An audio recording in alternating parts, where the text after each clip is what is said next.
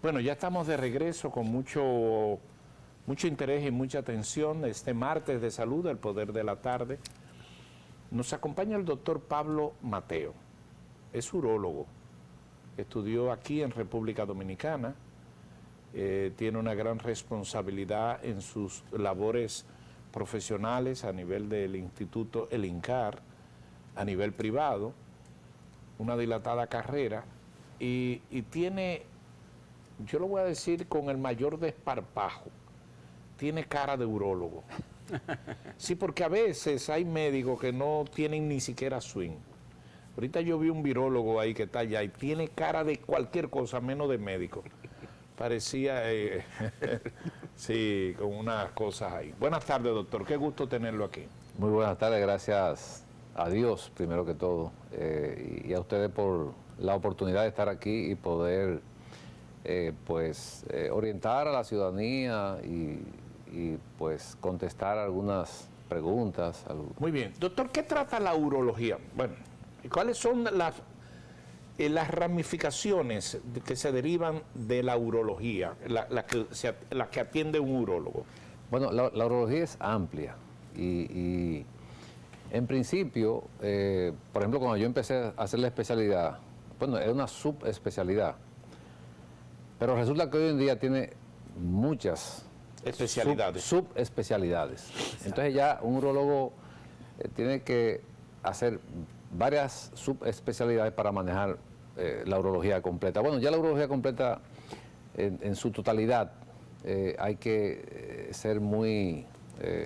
estudiar constantemente para poderla, porque está, por ejemplo, lo que son el área de las piedras, del trasplante, del piso pélvico, o sea, son diferentes áreas, es muy amplia. ¿Qué ve un urólogo? La urología de próstata, riñones, ¿qué ve un urólogo? El urólogo ve el sistema urinario, desde las glándulas suprarrenales, que es una glándula que está encima del riñón, los riñones, el conducto que comunica el riñón con la vejiga, que es el uréter, la vejiga y la uretra, que es el conducto que comunica la vejiga con el exterior. Ese sistema hasta la uretra es idéntico tanto en la mujer como en el hombre.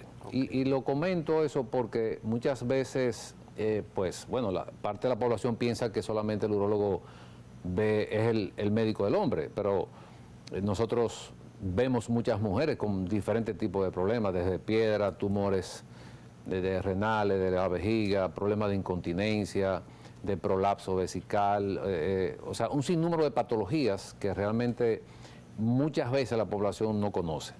Entonces viene la parte externa en el hombre, que son los genitales, donde incluye ya entonces el pene, los testículos y la próstata, que ya pues lógicamente no están presentes en la mujer, ya esa parte pues la maneja el ginecólogo en la mujer.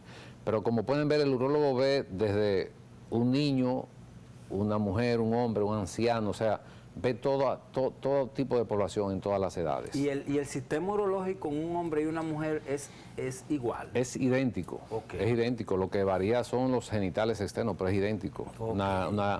Como mencioné, una glándula suprarrenal, que es la que está encima, una glándula que está encima del riñón, los riñones, los uréteres. El sistema urinario es el mismo. Es el mismo. Doctor, mire, garantizo, esto que vemos en pantalla, ¿cómo se describe? Bueno, ese es el sistema urinario, que era lo que le comentaba, lo que se ve en ese riñón y ese triángulo que se ve encima son las glándulas suprarrenales, luego vienen los dos conductos que van del riñón hasta la vejiga y ahí entonces se ve la próstata que está abajo de la vejiga. Debajo de la vejiga, exacto, que rodea la uretra, que es el conducto que ya lleva la orina de la vejiga al exterior. ¿Cuál de esos órganos o de esas parte es la más importante? Bueno, todo tiene importancia realmente, y cada órgano tiene su función. Por ejemplo, si hablamos de importancia, vamos a decir que el riñón, por ejemplo, una persona puede vivir sin un riñón, el otro suple la necesidad, o puede vivir sin ambos. Porque ¿es peligroso vivir con un solo riñón? No, hay personas que llevan su vida normal. De hecho, miles de personas en la vida, pues, nacen con un solo riñón y se dan cuenta cuando son adultos. Wow. Eso ha pasado. Pero también está un paciente, por ejemplo, que pierda un riñón por un tumor o por algo así, o que done un riñón en una acción de solidaridad con un familiar o con su pareja, y entonces vive con un solo riñón. Una persona puede llevar una vida normal con un solo riñón. Creo que nos va a faltar tiempo, pero vamos al grano. Vamos al grano, no, vamos al tema. Al tema. Porque hablar del grano con un neurólogo es otra cosa. Es complicado. Es complicado. La incontinencia urinaria, ¿qué es eso, doctor? La incontinencia urinaria no es más que la salida involuntaria de la orina. Y eso puede ocurrir tanto en el hombre como en la mujer. O sea, que usted se orina sin darse cuenta y sin estar previsto. Así es. Y se le moja el pantalón. Sí. ¿Sabe que ayer, hablando de incontinencia, me dice un paciente que él tiene temor a usar Pampers? Entonces yo le dije, yo soy muy creyente en Dios, y yo le dije, mire, nosotros los seres humanos nacemos con Pampers y terminamos con Pampers. No importa lo que hagamos. Tarde o temprano, si tenemos una larga vida. Al final, todos terminamos con Pampers porque llega un momento en que por una condición u otra no podemos retener la orina. Y entonces terminamos con un Pampers. Y entonces no se le puede tener temor a eso. Yo trato de concientizar a las personas porque le tenemos miedo a un Pampers o a una sonda, o que es un catéter que va dentro de la vejiga. Y la importancia de la comunicación con el paciente y de la concientización, porque a veces vemos las cosas como que son muy grandes, pero al final es una realidad que todos podemos vivir en algún momento. ¿Y por qué se produce la incontinencia urinaria, doctor? Bueno, la incontinencia principalmente, por ejemplo, en el hombre, la incontinencia se puede producir en un momento dado por un proceso infeccioso, es lo más común. Un proceso infeccioso pues hace que haya escape involuntario de la orina, un problema por ejemplo de la próstata, que produce imposibilidad de vaciamiento de la vejiga, también es una causa, un problema por ejemplo de diabetes. La diabetes es una de las enfermedades más catastróficas que hay en la vida, porque yo siempre digo que el dolor es bueno, pero en el sentido figurado, porque muchas enfermedades, si no hay dolor, entonces el paciente dice, bueno, pero yo no me siento nada, yo no tengo... Entonces la diabetes es una de esas enfermedades que destruye de manera silenciosa, y lo digo porque vemos muchos pacientes en la consulta que van con una condición que sospechan que es urológica, pero es un problema de diabetes. ¿Cómo así? ¿Qué conexión hay entre la diabetes? Bueno, porque la diabetes daña el sistema nervioso, el sistema circulatorio, y muchas veces el paciente llega con incontinencia por un daño neurológico que ya produjo, o llega con un problema de disfunción eréctil porque dañó el sistema nervioso y el sistema circulatorio. Es uno de los primeros síntomas que produce la diabetes. Y entonces ese paciente muchas veces va a la consulta pensando que es un problema urológico que tiene. Entonces, la incontinencia urinaria es cuando el paciente se le sale la pipí y no lo puede controlar. No lo puede controlar, exacto. Y la solución a eso es un Pamper. Bueno, no, la solución... Digo, perdón, la solución no. El que sufre de eso debe tener un Pamper puesto. Depende, porque para ofrecerle un tratamiento a un paciente, lo primero que tenemos que hacer es un buen diagnóstico. Okay. Por eso muchas veces el paciente tiene una condición y le da un tratamiento, no le prueba, y probablemente no se ha hecho un diagnóstico preciso para decirle al paciente, bueno, usted lo que necesita es este medicamento, o necesita controlar sus niveles de azúcar, o necesita una cirugía, o... Pero en ese trato se pone el Pamper. Hay pacientes que usan o toallitas o algo así por el estilo, otros... O viven cerca del baño. Exacto. Hay personas que no salen, incluso caen en estado depresivo porque no quieren... pasar la vergüenza. O no quieren hablar, porque siempre hay que buscar una solución, y todo tiene una solución hoy en día. Pero la solución está en ir al médico. Exactamente. Pero se cura, la incontinencia urinaria tiene cura. ¿Okay? Lo que pasa es que va a depender de la causa. O sea, hay causas que son irreversibles, y hay causas que sí se pueden resolver. ¿Y hay pacientes que han vivido muchos años con incontinencia urinaria? Muchos años y toda la vida. Y de pues hecho, se embromó. Bueno, lo que pasa es que son condiciones que pueden ocurrir. ¿Usted no puede ir a un baile? No, porque hay forma de controlar la Ajá, y incontinencia. usted está bailando y se le sale el asunto. ¿Cómo usted va? Lo que pasa es que hay manera de controlar, dependiendo de la causa que produzca la incontinencia.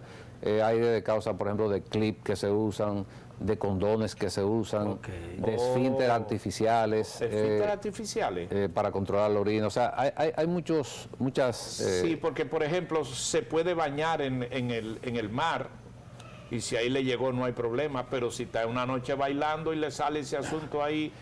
Sí, pero eso es lo que le digo. O sea, cuando pasa eso en un paciente, generalmente es un paciente que no socializa. El otro caso, doctor, a los pacientes que entonces tienen dificultad y se pasan 3 días sin orinar. También pasa con frecuencia. Ese es un paciente, no 3 días, hay pacientes que pasan semanas, sin orinar. Meses. ¿Y qué pasa con eso? Orinando por, como decimos, por rebosamiento. Es el paciente que va y orina un poquito, pero hay un problema de machismo, hay un problema de comunicación, que muchas veces el hombre cree que si dice que tiene una condición, pues es débil, vamos a verlo de esa manera. Y es un problema. El paciente que tiene ese problema, que debe haber algunos viendo el programa, ¿qué usted le recomienda? No, tiene que ver el médico rápidamente, porque yo, por ejemplo, y me imagino que muchos colegas urólogos han recibido pacientes en fallo renal. Fallo renal quiere decir que los riñones dejan de funcionar, porque ese paciente que no puede orinar, esa repercusión que produce esa retención de orina, afecta a la vejiga, pero también afecta a los riñones. O sea, que es una consecuencia de... Sí, claro. Puede ser, ¿no? Sí, puede ocurrir. Entonces, ese es un paciente que debe visitar al médico para ver cuál es la solución. Entonces, el otro caso, el paciente que entonces se orina mucho de noche. Aquí uno de los muchachos del equipo me dice que él tiene el problema que va al baño 4 veces en la noche. Mira cómo abrió los ojos. Siempre hay que investigar porque... Pero eso es normal. No es normal. No debería ocurrir. Pero ¿qué pasa? Oye. Por ejemplo, yo he tenido pacientes jóvenes que me dicen, yo no duermo orinando. Y cuando hacemos la historia clínica es fundamental en todo. La historia clínica se refiere a las preguntas que hacemos. Generalmente pensamos que haciendo un análisis, estudio, no. Vamos a llegar a un diagnóstico. La historia clínica nos lleva aproximadamente a un 60, a un 70% de nosotros saber qué tiene el paciente. O sea, conversar con el paciente. Claro, eso es básico. Entonces, un paciente con un trastorno del sueño puede llegar que no duerme orinando, pero no es que tiene un problema para orinar, es que tiene un trastorno del sueño. Entonces, al no poder dormir, cuando se levanta, bueno, la única opción que tiene es el baño. Y el paciente cree que tiene un problema para orinar, pero es un problema del sueño que tiene ese paciente. Pero, doctor, esto es una consulta cuasi personal. Yo voy una vez en la noche, 2:30, por ahí 3, hay un deseo, y un médico me dijo, cada vez que usted tenga deseo, vaya y orine. No se quede en la cama. Eso es verdad, pero nada más una sola vez en la noche. ¿Estoy bien o estoy mal?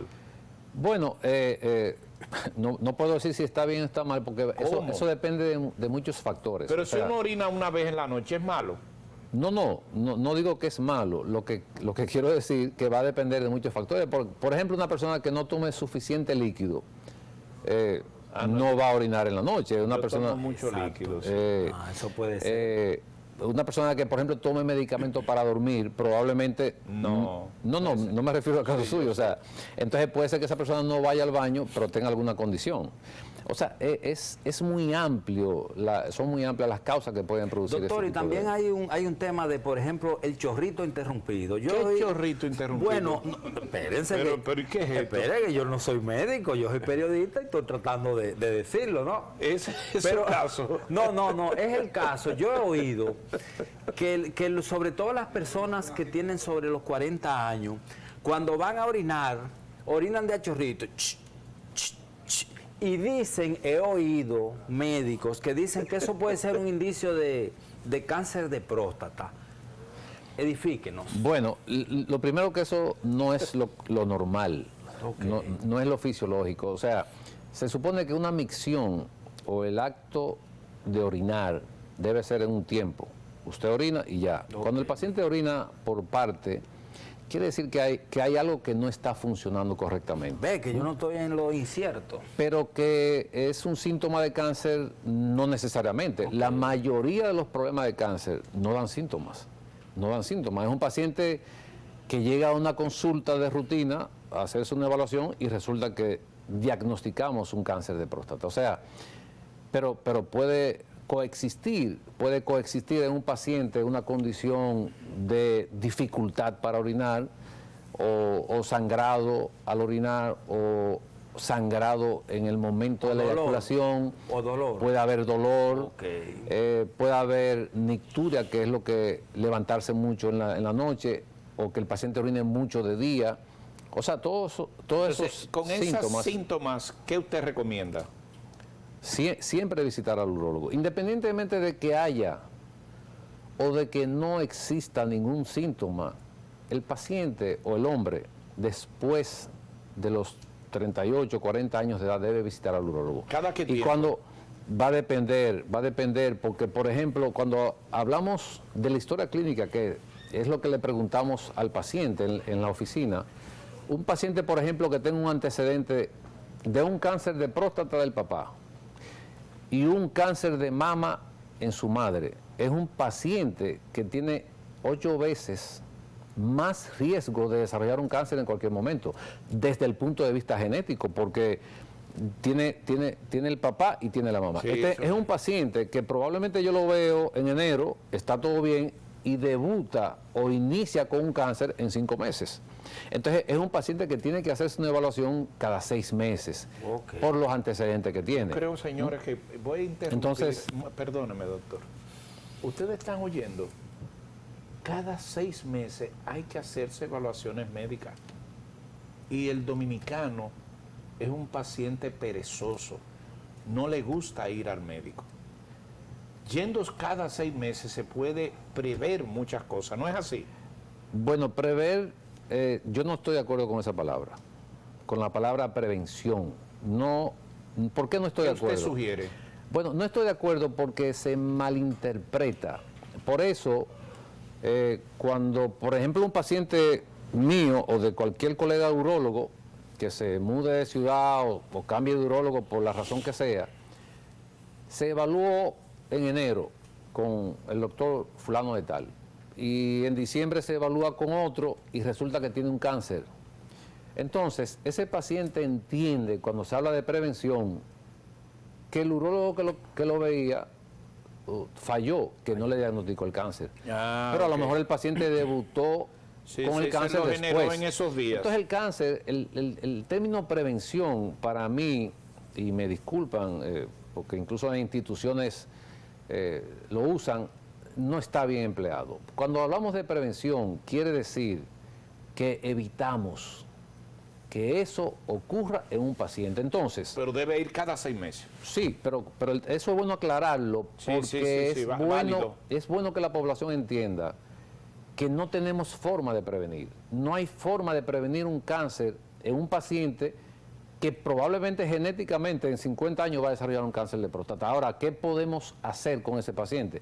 Hay factores externos, por ejemplo, el estilo de vida, el consumo de grasa está relacionado directamente con el cáncer de próstata, las enfermedades de transmisión sexual.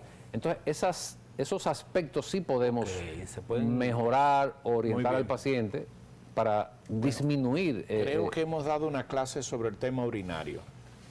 Piedra en los riñones, doctor. la piedra en los Y riñones, piedrecita. sí, es frecuente. Solución. Bueno, va a depender porque nosotros vivimos en un país tropical Sí. donde hay una condición o una situación donde, por ejemplo, uno ve a un paciente o una mujer, principalmente las mujeres, le digo, tiene que consumir más agua y le damos las recomendaciones del lugar. Y resulta que a los 3 meses vuelve de nuevo con el proceso infeccioso, que son causas también de piedra, porque no está tomando suficiente agua.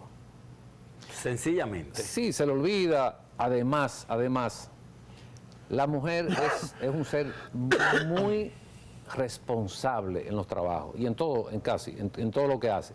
Yo soy feminista en ese sentido. O sea, yo soy un admirador eterno de las mujeres, porque las mujeres, yo creo que, o sea, creo que en el mundo no existiera. Y entonces, cuando las mujeres trabajan, tienen más problemas de salud, principalmente urológica, por esa misma situación. No consumen suficiente agua porque tienen que ir al baño, pero no quieren que le llamen la atención. O lo inverso, tienen deseo de ir al baño, pero no van porque entienden que le van a llamar la atención.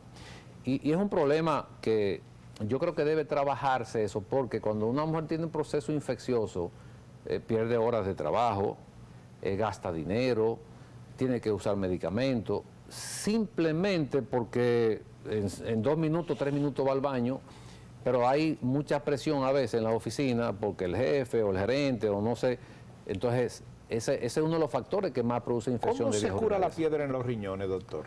Bueno, las piedras va a depender, porque hay piedras que se pueden tratar con medicamentos, hay otras que si obstruyen y son muy grandes, depende de la posición donde estén en vías urinarias, probablemente hay que operarlas.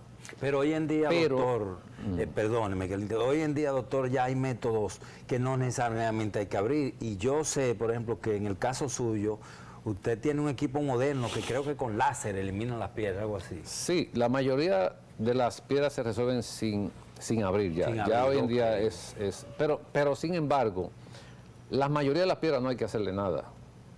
¿Por Que qué? ese es un dato. Bebiendo Bueno, agua de coco se disipa, no, como dice. no.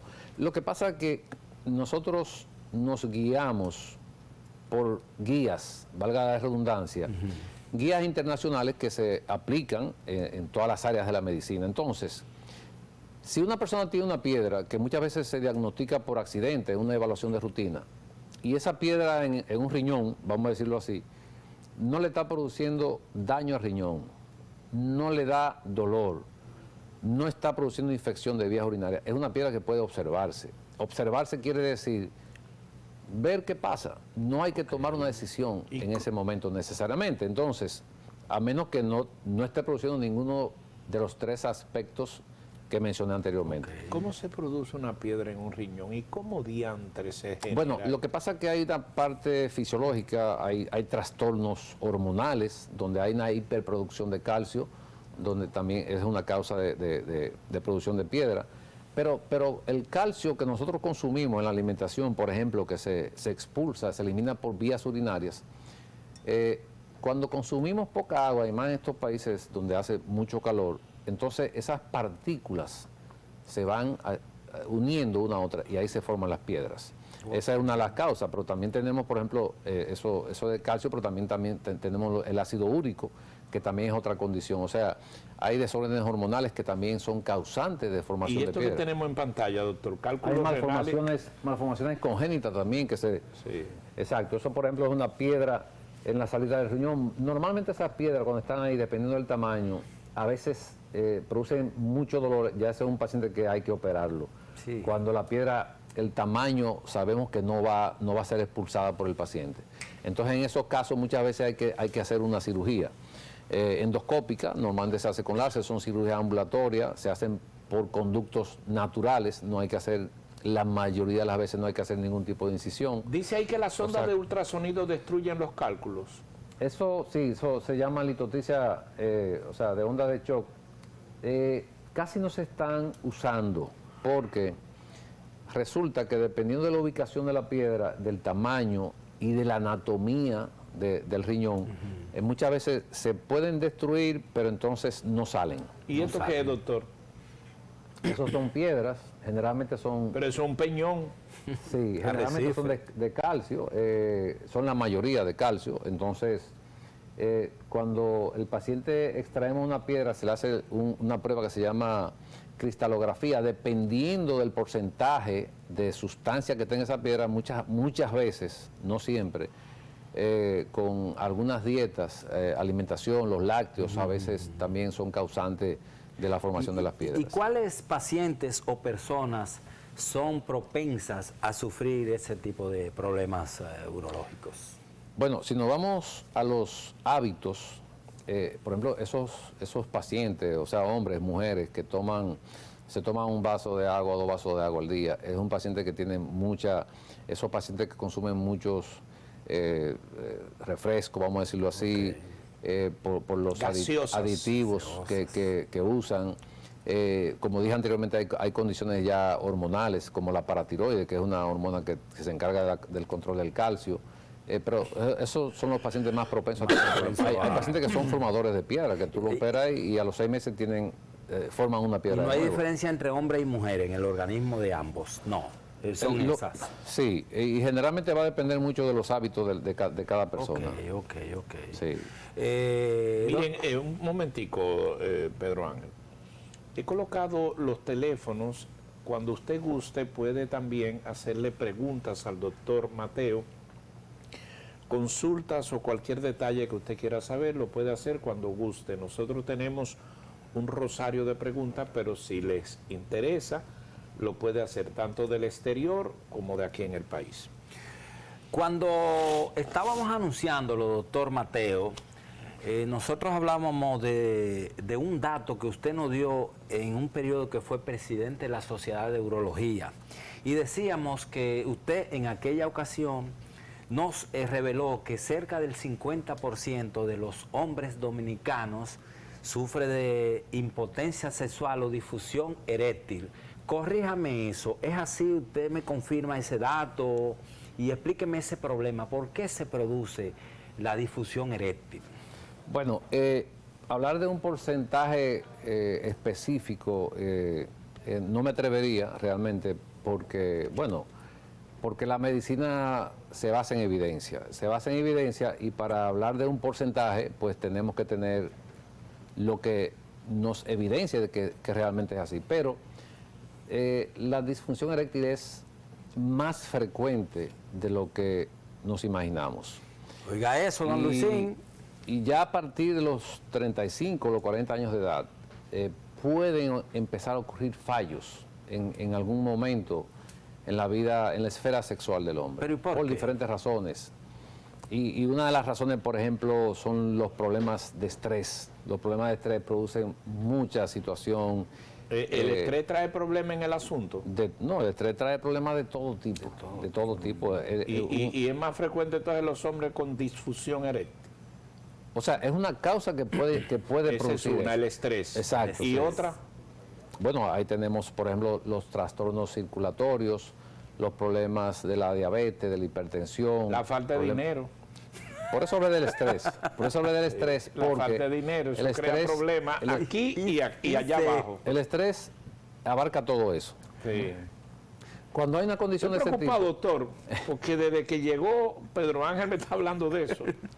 Y él fue que coordinó esta entrevista con usted. A lo primero. Pero ve al consultorio y a la consulta. Es amigo mío el doctor Mateo, yo tengo carta abierta. Y los pacientes son sinceros con usted cuando van allá y le dicen, doctor, tengo problemas con el asunto. ¿Son sinceros? No siempre. ¿Cómo siempre. Así? Yo pienso que nosotros, los médicos, tenemos que estudiar constantemente y tenemos que prepararnos porque el paciente va a la consulta y nosotros tenemos que ayudarlo. O sea, el paciente a veces hay que sacarle la información. Y pues, el paciente va a una evaluación de rutina y al final la situación es diferente. Realmente no fue a una evaluación de rutina, el paciente fue porque tiene una condición y por diferentes razones. Por diferentes razones, probablemente de primera intención no nos dice, bueno, doctor, yo vine porque tengo esta condición. O sea, pero el médico tiene que manejar esa parte. Intuirlo. Claro, porque no siempre, probablemente el paciente siente esa confianza con el médico para ¿Y cuándo se lo dice? Bueno, yo le pregunto al paciente en cierto momento ya cuando ya hemos avanzado. Hay como vergüenza de decirlo. No toque esa tecla, don Luisín. Bueno, lo que pasa es que es una situación médica que probablemente no todo el mundo tiene esa iniciativa de Iniciamos con las llamadas, doctor. Okay, Saludos, perfecto. Buenas tardes. Sí, buenas tardes. A su orden. Sí, al doctor, por favor, que yo leí en el Listín Diario un artículo donde él hablaba del seguimiento a un paciente de cáncer en fase primaria, que a veces no hay necesidad de empezar un tratamiento. A ver si puede explicar, por favor. Sí, es una pregunta interesante. Eso fue un artículo que yo escribí de lo que se llama vigilancia activa. Vigilancia activa en un paciente con cáncer de próstata. Y eso quiere decir no hacer nada. Ni cirugía, ni radioterapia, ni braquiterapia, ni nada. ¿En qué o en cuáles casos nosotros hacemos vigilancia activa? Bueno, en un paciente generalmente ya por encima de los 60, 65, 70 años de edad, con algunas condiciones, vamos a decir, paciente hipertenso, diabético, con un cáncer de muy bajo grado, nosotros tenemos un comité de tumores en el instituto donde discutimos estos pacientes. O sea, siempre los pacientes se tratan con multidisciplina. Multidisciplina quiere decir que yo como Pablo Mateo no tomo una decisión solo. Generalmente, bueno, pues tenemos oncólogos clínicos, radioterapeutas, cirujanos oncólogos, nosotros como urólogos oncólogos. Y entonces presentamos a este paciente y vemos, bueno, a este paciente no hay que operarlo, no hay que nosotros lo podemos poner en vigilancia activa. Cuando hablamos de vigilancia activa, es un paciente que hay que darle seguimiento de cerca con estudio, con análisis, pero no quiere decir que no va a ser tratado. Muchos pacientes que se inician con una vigilancia activa, con un cáncer, probablemente en un tiempo X va a haber que tomar alguna medida y tratarlo. Pero hay pacientes que probablemente nunca va a haber que hacerle nada. Ahora mismo se está haciendo un estudio donde probablemente muy pronto vamos a tener pruebas de pacientes que diagnosticamos con cáncer de próstata y con una prueba vamos a saber que ese paciente ese cáncer no va a avanzar. Wow, así Entonces, que en no va a definitiva es, la recomendación ¿cuál es? No, el señor preguntó de la vigilancia activa y es el paciente que se diagnostica con un cáncer que probablemente podría ser vigilado, pero va a depender del paciente, de muchos factores, cuando veamos al paciente en la consulta. Saludos, buenas tardes. Adelante. Sí, dígame. Sí, adelante. Doña María. Sí. Sí, yo quisiera que le pregunte al doctor Mateo si él sigue en su consultorio en el Centro Médico Real. ¿Que dónde está su consultorio? Pregunta, ¿de dónde usted nos llama, señora? Señora, ¿de dónde usted llama? ¿De qué sector?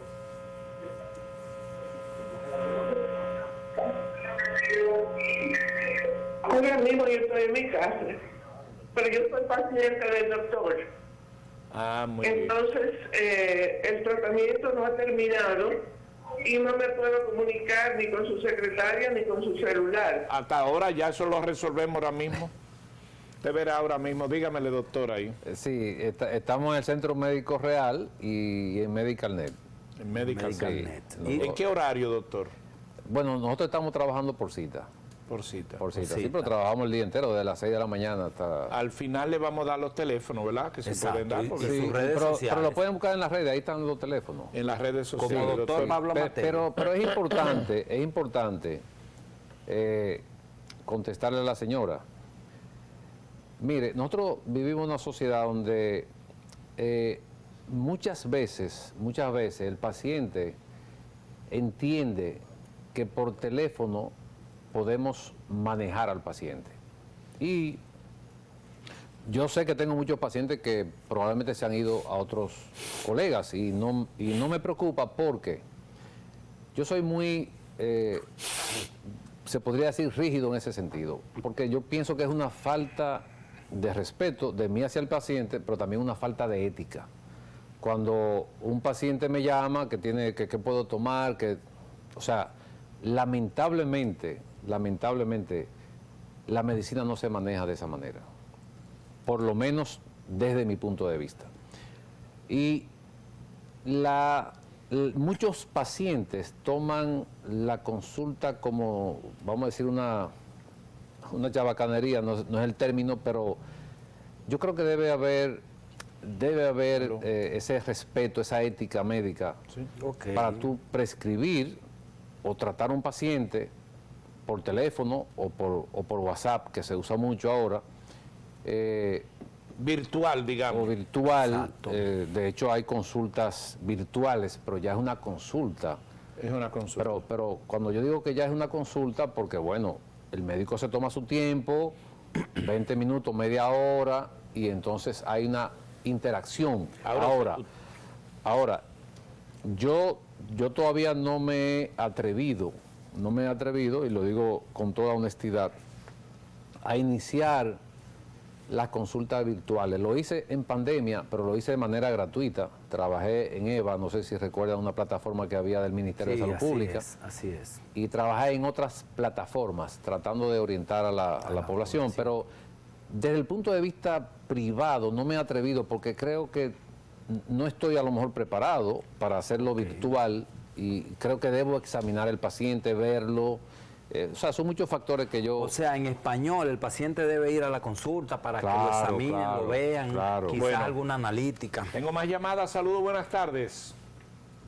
Felicidades por su programa. Gracias.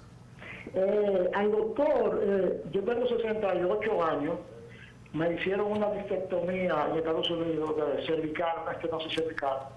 Entonces, en el examen del MRI que me hicieron, salió, ellos pusieron una notica como una masa en uno de los riñones. Entonces, después de eso, yo no sé si tiene que ver la asiática, también tengo una estenosis bucal. Si tiene que ver algo con un poquito de mal de orina, me levanto quizás 4 veces a orinar. Gracias. Vamos a hacer otra llamada que está ahí en el aire para aprovechar. Ayúdame para recordar las llamadas. Saludos, buenas tardes. Sí, buena. Dígame. Sí, dígame. Hello, buena. Adelante. Sí, no, yo estoy llamando para hacerle una pregunta al doctor. Adelante. Yo soy un joven de 41 años. ¿Y qué pasa? Cuando pequeño me operaron del lado izquierdo de una hernia. Después ya grande me operaron de 2 en el lado izquierdo. ¿Qué pasa? Ahora, reciente un año, un par de meses, me apareció como el testículo, una bolita, pero el testículo se me está hinchando y me está doliendo. Bien, vamos a retener esas dos y otra llamada de 3 en 3. Saludos, buenas tardes. Sí, dígamelo. Buenas tardes. La siguiente.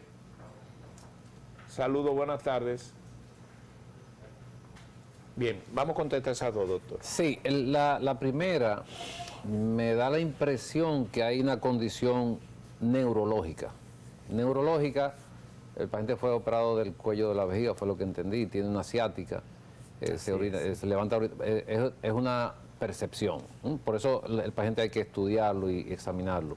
Pero parece que tiene una condición neurológica y podría haber otra situación, pero habría que ver, examinar el paciente. Pero es la impresión que me da, por eso él se levanta varias veces en la noche. ¿Y el de 41 años? El de 41 años tiene que ver su médico de cabecera o un urólogo para ver, porque si el testículo está edematizado, podría ser una hernia, y eso lo maneja el cirujano general, pero si es a nivel del testículo hay que investigar si es un quiste o si es una masa que tiene en el testículo. Sí, porque las hernias bajan de otra parte del cuerpo al testículo, más o menos. Bueno, lo que pasa es que ahí se producen las hernias inguinales, que es una debilidad de la pared por donde sale el intestino. Okay. Cuando son hernias, entonces esas patologías o esas enfermedades las maneja el cirujano general.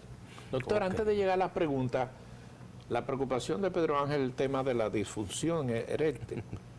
¿La solución es el Viagra? Siempre hay que investigar, porque hay muchas alternativas dependiendo de cuál sea la condición que afecte el paciente. Hay causas que no responden a medicamentos y probablemente el paciente tiene que pasar a otro tipo de tratamiento que no es... ¿Y la bombita funciona? Sí, claro. Ya esa es la última opción cuando el paciente... La última opción es la bombita. Cuando ya el paciente no responde a nada o hace reacción o tiene algún efecto... Y hay otras opciones. Para la disfunción, sí, claro. Tenemos, por ejemplo, medicamentos, tenemos inyecciones, tenemos ondas de choque, ya la tenemos... ¿Ondas de choque? Ondas de choque. de baja intensidad, y entonces tenemos también el implante de pene o la bombita, que ya es la Doctor, última ¿qué es opción. un implante de pene? Un implante es un implante Sí, de pene. Un implante de pene es Sí. como cuando hablamos de un implante de seno, vamos a decirlo así. Sería lo similar. ¿Y cómo se articula eso con unas venas que tienen que estar un conducto? ¿Y cómo, Es un control No, remoto, ¿cómo es la cosa? Porque ¿Y cómo es eso, doctor?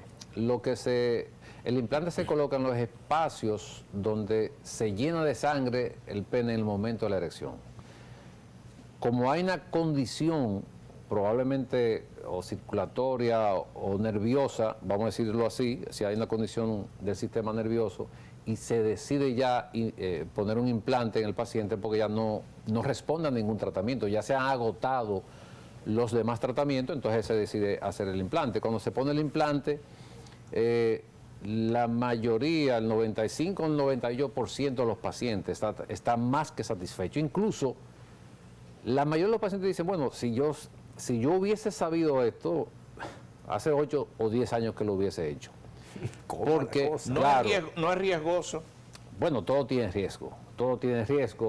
En medicina no hay nada que no tenga riesgo. Mira, Hasta esto un está muy- medicamento que le prescribamos a un paciente le puede producir una reacción. Entonces siempre, y eso es importante, esa pregunta del riesgo, porque me van a disculpar colegas que a lo mejor afecte eso, pero uno de los problemas mayores que existe en la medicina hoy en día es ese. Cuando le decimos a un paciente, eso es simple, eso no es nada, no va a pasar nada. Sí, sí. ¿Por qué es un riesgo? Sí, Porque sí. si yo como paciente voy a hacerme una circuncisión, por decir algo, y me dicen que no es nada, que no pasa nada, no puede pasar nada. No puede pasar nada. Ahora, a mis pacientes, yo, Pablo Mateo, le digo, cuando me hacen esa pregunta, yo le digo, bueno, en un procedimiento cualquiera puede haber infección, puede haber sangrado y puede morirse también. Pero el ser humano, cuando le hablamos de la muerte, Entra en pánico. Se asusta. y es un tema que yo lo hablo mucho con mis pacientes. De muerte. Claro, porque es lo Y único... no se le van de una vez. Bueno, se habrán ido algunos, pero es lo único seguro que tenemos. Vamos. Y déjeme darle un dato.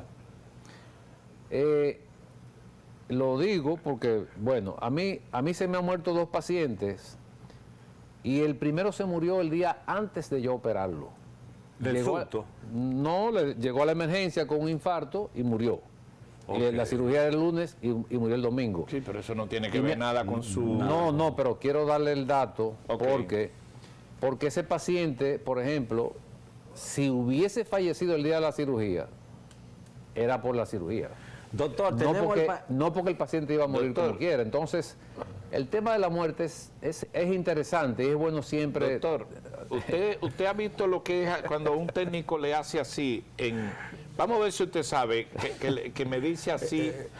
así. ya. El doctor es Ya, muy de televisión. ¿Usted entendió qué está diciendo él? Claro. Que vamos. hay Sepan como el- 200 llamadas. Vamos Saludos, arriba. buenas tardes. Dígame. Bueno, Sí, adelante.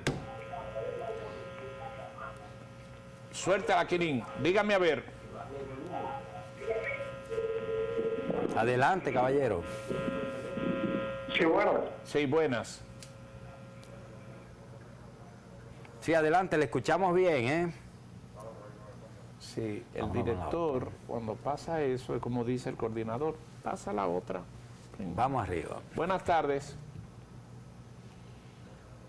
Yo hablé eso con Lluvere y con don Dani, pero pronto vamos a tener resuelto lo del teléfono aquí, que no se congestiona.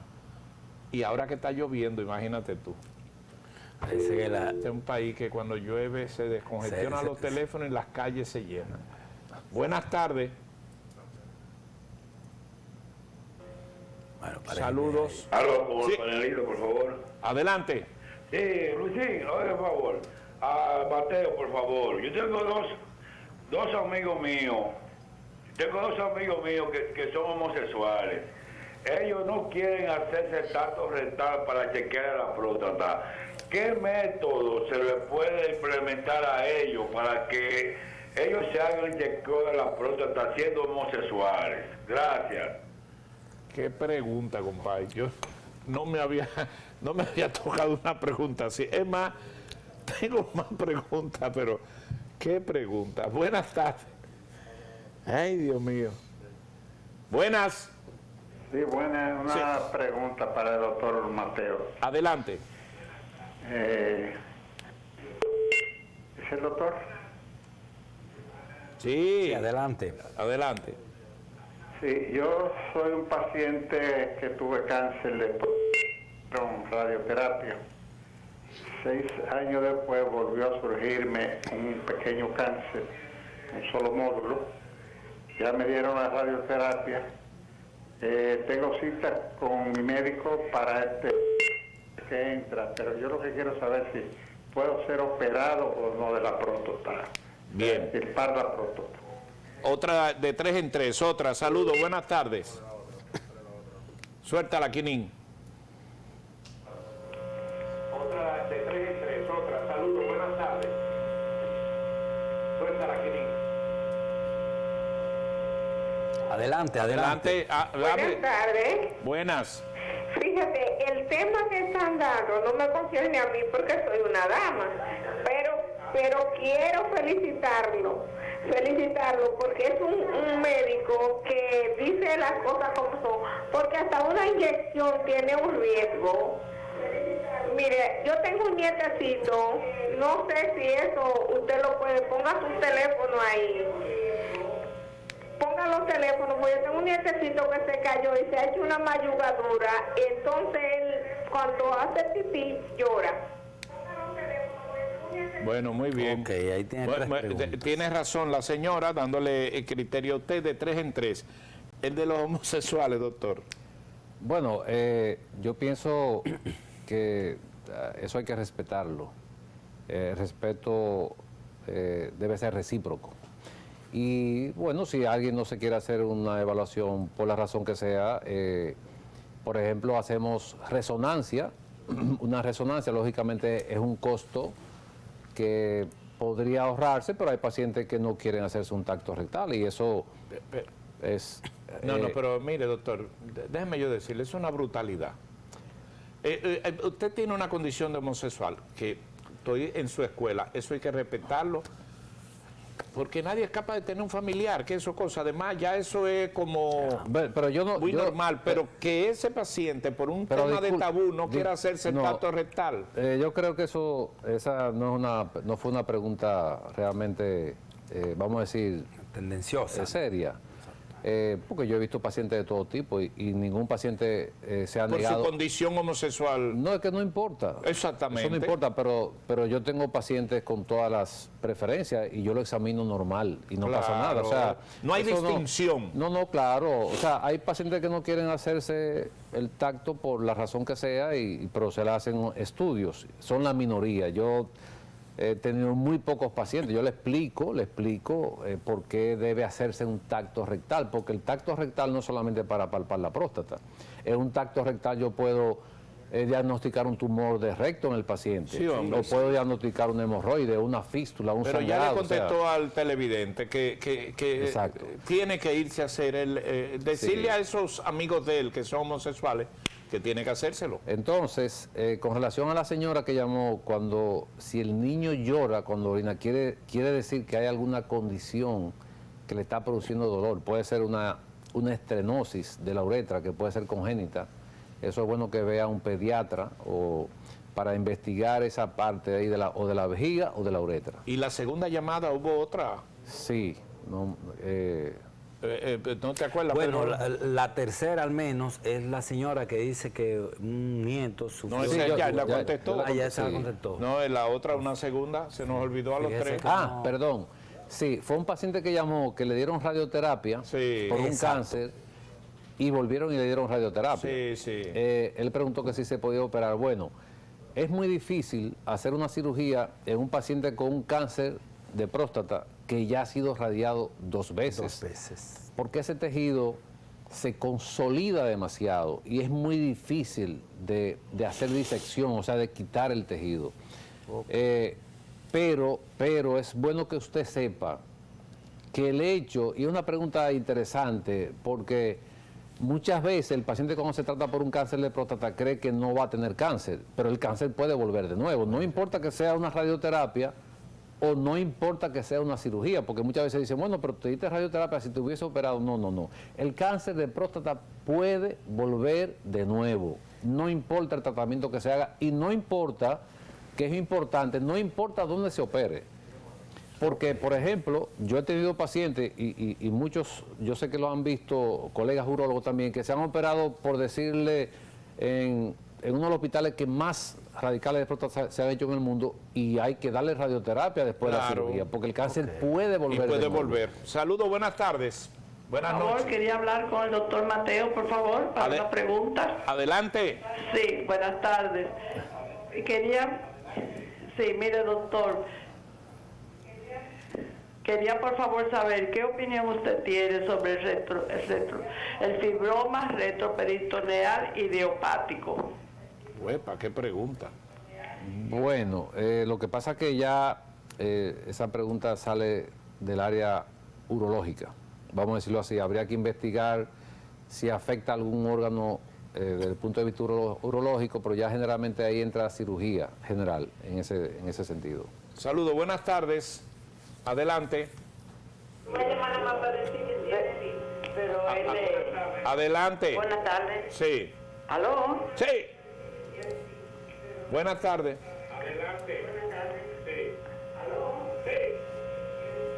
¿Aló? Dígame.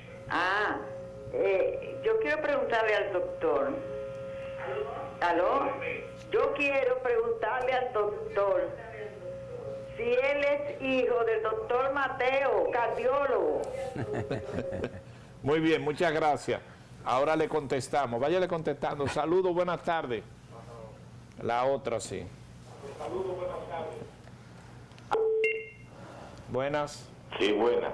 Con el doctor Mateo. Adelante. Yo le quiero hacer una pregunta. Yo soy un paciente de 71 años. Yo tengo supuestamente la próstata grande. Ajá. Grande. ¿Y qué usted quiere saber? Y yo me he hecho biopsia y lo que sale de que hiperplasia benigna. Pero mi médico me ha recomendado el Isorel, pero como que yo he perdido la eyaculación. Yo quiero ver qué me dice él. Muy bien, muchas gracias. Una más. Saludos, buenas tardes. Bueno, dígame. Adelante.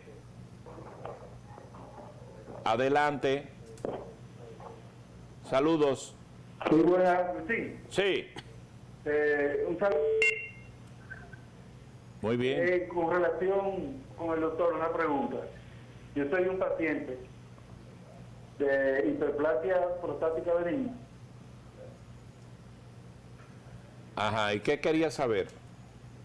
Sí, me pusieron un tratamiento de 3 meses con Permixón para reducir la inflamación. La primera vez bajó de 10, bajó a 8. Y de 8 me subió a 12. ¿Por qué si estoy bebiendo este medicamento me baja y después me sube? 3 meses tomándolo, me sube. Muy bien, vamos a ver, doctor, vamos de atrás para adelante. Le sube y le baja. Yo me imagino que le iba a preguntar que si es el PSA, que es el análisis que se hace en sangre. Si es el PSA, el análisis en sangre, no sé qué edad usted tiene, pero 8 o 10 es alto. Entonces hay que investigar. Un proceso inflamatorio se trata con antiinflamatorio, pero hay que investigar porque es un PSA que está alto. Con relación al paciente que llamó, que tiene hiperplasia y lo están tratando con... Dos hicieron casi la misma pregunta. Sí.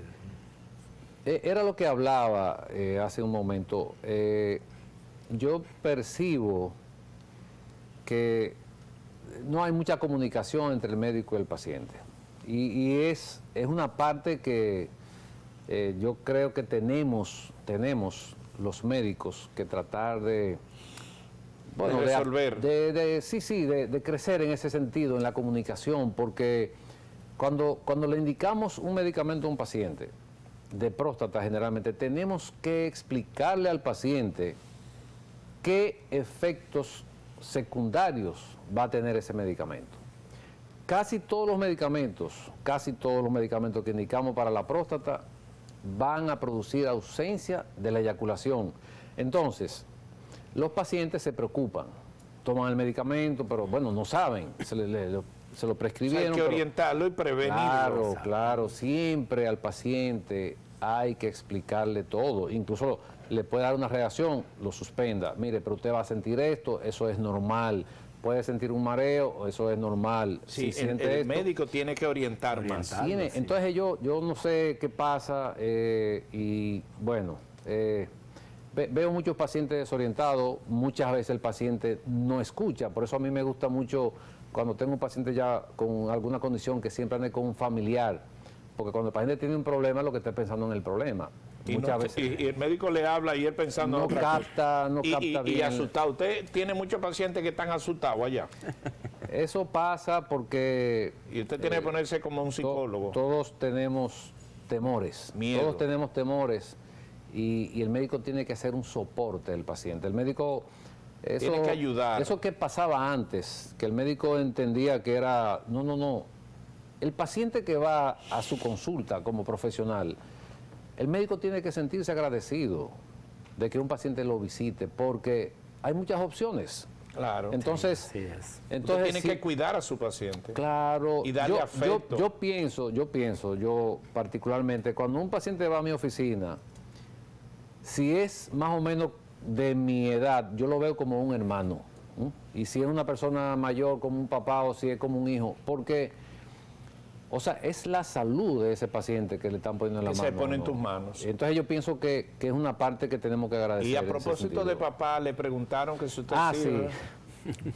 Miren, el doctor Héctor Mateo, y si alguno de su familia me está escuchando, me gustaría que me contacten. Para mí fue más que un padre. Para mí fue más que un padre. Y voy a dar una primicia aquí en ese sentido, porque el doctor Héctor Mateo y yo teníamos que comer juntos todos los fines de semana, porque hicimos una amistad increíble con la diferencia de edad, la diferencia de profesión, pero dejó plasmado en mi vida algo que siempre soñé, pero nunca tomaba la iniciativa, hasta que conocí ese gran ser humano, un ser especial, fuera de serie. El doctor Héctor Mateo fue... Pero no son familia me ustedes. Marcó, realmente no.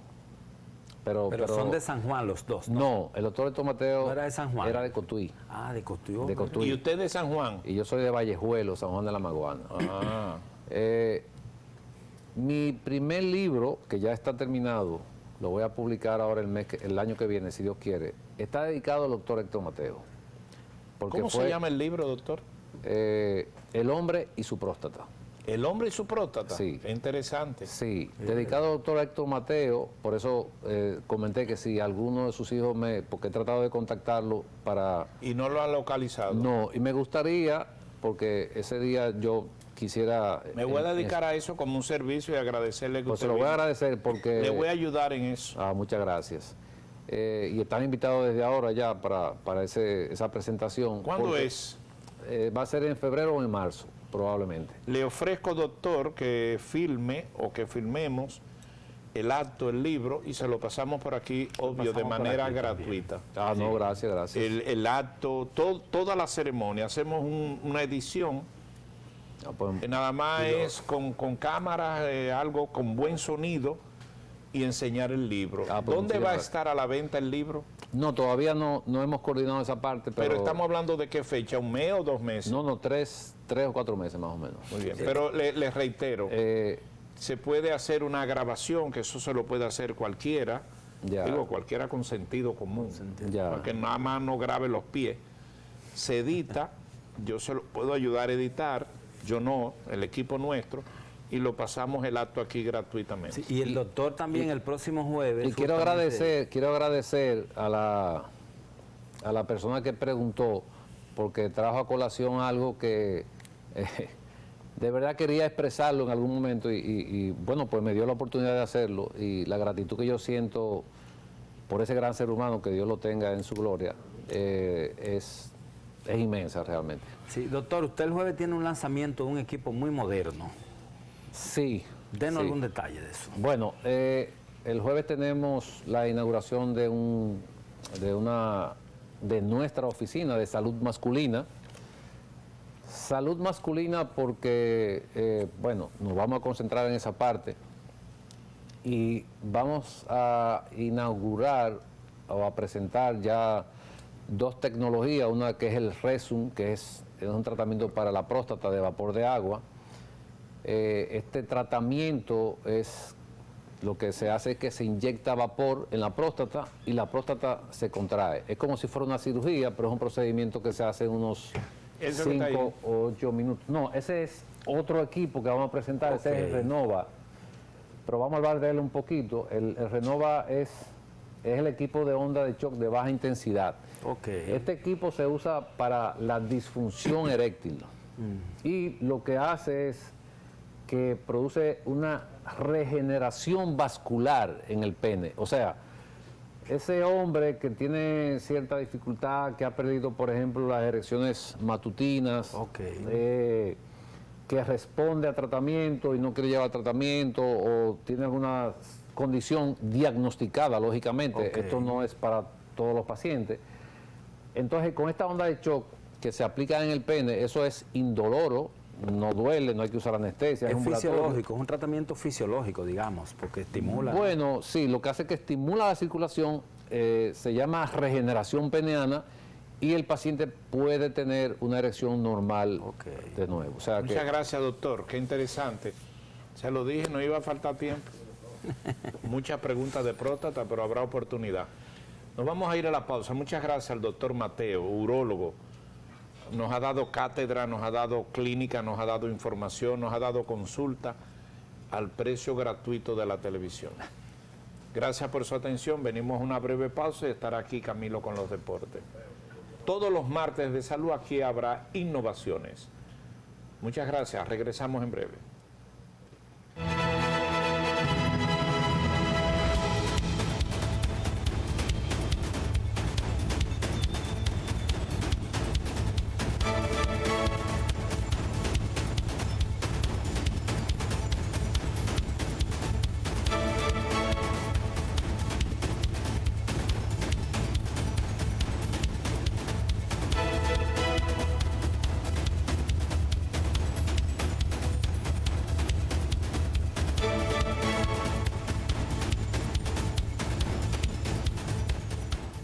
Libre, para poder pagar la uni desde donde esté.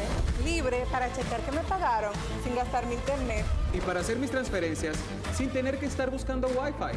Para poder ver lo que tengo en mi cuenta sin que se me acabe la recarga. Ay, sí, lo fácil que es de usar. Sí, hemos liberado nuestra app Banreservas del consumo de datos para que aproveches todos sus beneficios, tengas o no tengas internet, haya o no Wi-Fi y sin consumir tu recarga. Bájala, úsala y resuelve. App Banreservas, tu banco fuera del banco. Banreservas, el banco de todos los dominicanos.